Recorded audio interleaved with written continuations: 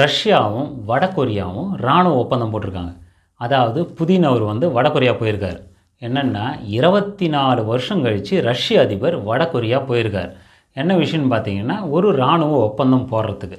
இது ஒப்பந்தம் போட்டுட்டு புதின் அவரும் கிம்ஜாங் அவரும் வந்து செய்தியாளர் சந்திப்பில் அவங்க என்ன சொல்லியிருக்கிறாங்க, உலக நாடுகள்லாம் எல்லாம் கவனிக்கக்கூடிய விஷயமா இது மாறிடுது. இது என்னன்னு தான் இப்போ பார்க்க போகிறோம். Hi viewers, I am Badri. I am here to say something. அமெரிக்க அதிபர் விளாடிமிர் புதின் அவர் வந்து 24 வருஷம் கழித்து வடகொரியாவுக்கு போயிருக்கார். அதாவது புதின் அவரும் வடகொரியா அதிபர் கிம்ஜாங் அவரும் வந்து சந்திச்சிருக்காங்க. என்ன பார்த்தீங்கன்னா ஒரு இராணுவ ஒப்பந்தம் போடுறதுக்கு.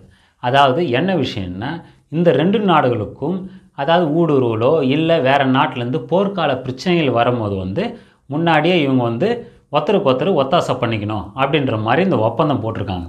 இப்போ அமெரிக்காவும் அதோட நட்பு நாடுகள் இருக்கு இல்லைங்களா, அவங்கெல்லாம் வடகொரியா மீது பல கட்டுப்பாடுகளை ஏற்கனவே விதித்து வச்சுருக்காங்க. இந்த சூழ்நிலையில் ரஷ்ய அதிபர் வந்து போய் வடகொரிய அதிபரை சந்திச்சிருக்கிறாரு. இரண்டு நாடுகளுக்குள்ளே ஒப்பந்தம் போட்டிருக்கிறாங்க. இதை பற்றி செய்தியாளர் சந்திப்புலையும் அவங்க வந்து பேசியிருக்கிறாங்க. இதில் என்ன விஷயம்னா ரஷ்ய அதிபர் வந்து புதின் அவர் போகும்போது வந்து ரஷ்யாவிலே ஒரு காஸ்ட்லியஸ்ட் கார், அந்த காரை வந்து கிம்ஜாங் அவருக்கு வந்து பரிசாக கொடுத்துருக்கிறாரு. இவரே அதில் உக்காந்து வந்து டிரைவ் பண்ணி கிம்ஜாங் அவர் வந்து பக்கத்தில் உட்காந்து புதின் வந்து காரை ஓட்டி டிரைவ் பண்ணி ரெண்டு பேரும் ஓட்டின்னு போகிற ஃபோட்டோங்க வீடியோங்கள்லாம் வெளியே வந்துச்சு. ஆர்எஸ் லியூமேசின் அப்படின்ற அந்த கார் வந்து ரஷ்யாவோட ரோல்ஸ் ராய்ஸ்னு சொல்லப்படுற கார். அதோட இந்திய மதிப்பு பார்த்திங்கன்னா ஒரு 12.5 கோடி ரூபா வரும் அந்த கார். ஆனால் கிம்ஜாங் அவருக்கு தரும்போது அதில் லக்ஸுரியாக எவ்வளோ விஷயம் பண்ணியிருக்கிறாங்க, எவ்வளோ காஸ்ட்லியாக பண்ணியிருக்கிறாங்கன்றதெல்லாம் தெரியல. இப்போ வந்து புதின் அவரும் கிம்ஜாங் அவரும் வந்து இந்த இராணுவ ஒப்பந்தம் போட்ட அப்புறம் இவங்க வந்து செய்தியாளர்களை சந்தித்தாங்க. செய்தியாளர்களை சந்திக்கும் போது கிம்ஜாங் அவர் சொல்லும் போது வடகொரியா தனது நாடு அல்லது ரஷ்யா எதிர்கொள்ளும் சம்பவங்கள் அல்லது போர்களுக்கு தயக்கமின்றி பதில் கொடுக்கும் அப்படின்னு சொல்லியிருக்கிறார். அது மட்டும் இல்லை, இரு நாடுகளும் ஏற்கனவே எதிர்கொள்ளும் அல்லது எதிர்காலத்தில் நம்மை எதிர்கொள்ளும் பல்வேறு சம்பவங்கள் அல்லது போர்களுக்கு கூட்டு முயற்சியில் பதிலளிக்கும் கடமையை நிறைவேற்றுவதில் எந்த வித்தியாசமும் தயக்கமும் அலைச்சலும் இருக்காது.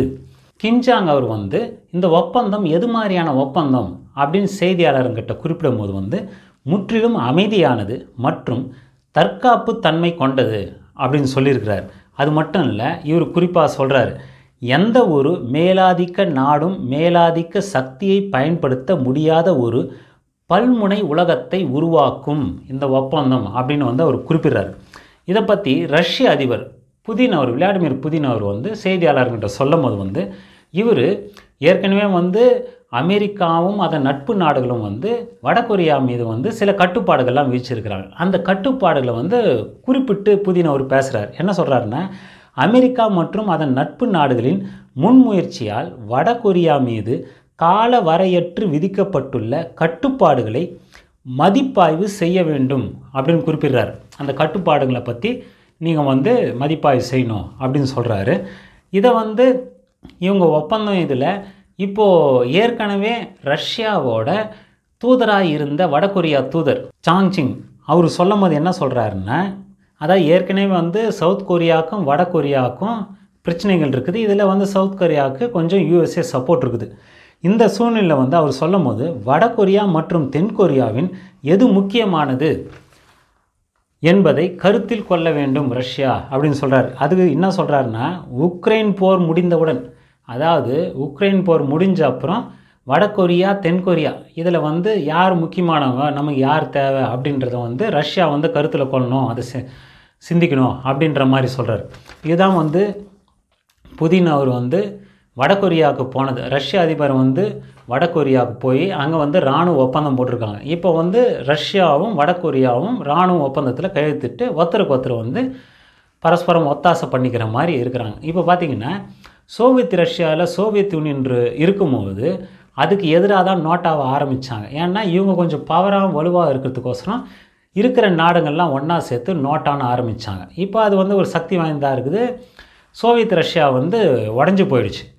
இந்த சூழ்நிலை வந்து புதின் அவர் வந்து அவருக்கு சார்பான நாடுகளை அவர் போர் முனையில் வந்து போரான சம்மந்தப்பட்ட சூழ்நிலைக்கு வந்து அவர் கூட்டாகவும் ஒருத்தருக்கு ஒருத்தர் ஒத்தாசையாகவும் சேர்க்குற மாதிரியான விஷயமா அது இருக்குது. இது உலக நாடுகள்லாம் வந்து கொஞ்சம் கவனித்து பார்க்குற விஷயமா இருக்குது.